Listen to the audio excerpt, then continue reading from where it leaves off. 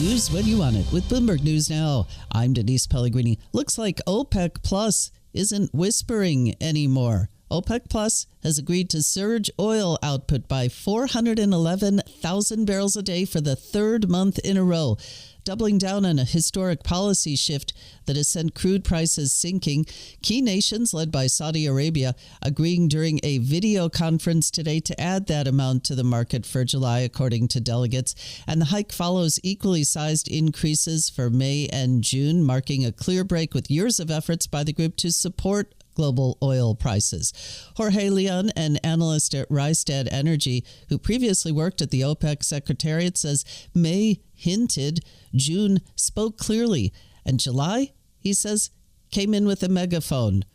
Investors also keeping a close eye on President Trump announcing he'll increase tariffs on steel and aluminum to 50% from 25% effective this coming Wednesday. We are going to be imposing a 25% increase. We're going to bring it from 25% to 50%, the tariffs on steel into the United States of America, which will even further secure the steel industry. Trump making that announcement during a visit to a U.S. steel plant near Pittsburgh, where he also championed an expected deal he's eyeing between U.S. Steel and Japan's Nippon Steel, with Trump promising U.S. Steel workers would receive a $5,000 bonus and that $2.2 billion of the proposed investment would be earmarked to increase steel production.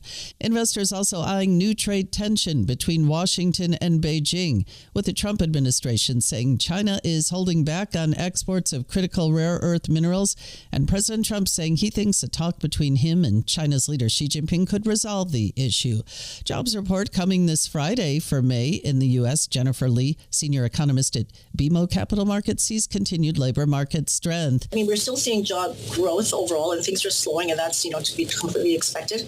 But the jobless rate is still fairly low at just, over 4%. We still have, over 7 million jobs available out there that are still open. They're still available to be filled. And that, I think, is also critical. BMO's Jennifer Lee on Bloomberg Television. Mixed close for U.S. stocks yesterday. In Asia, Defense Secretary Pete Hegseth urging allies to raise defense spending and says the region needs to keep a very close eye on China. President Trump has also said that Communist China will not invade Taiwan on his watch. He spoke at the Shangri-La Dialogue, a defense summit in Singapore. India's military confirming it lost an unspecified number of fighter jets in clashes with Pakistan earlier this month. But it disputes Pakistan's claim of shooting down 6 Indian warplanes. India Chief of Defense Staff Anil Chauhan. Absolutely incorrect, and that is not information which I said is important. What is important is why they went down. That is more important for us. And what did we do after that? That's more important. And Chauhan with us there with Bloomberg Television at the Shangri-La Dialogue in Singapore. He also said the conflict never came close to nuclear war, and the channels of communication with Pakistan were always open to control the situation.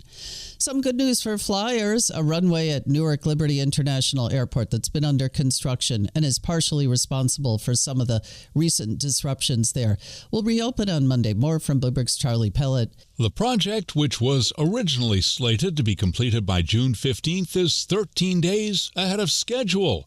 According to a statement from New Jersey Governor Phil Murphy and the Port Authority, they were able to speed up the construction by bringing in additional crews, expanding shifts, and enabling construction to take place 24 hours a day, 7 days a week.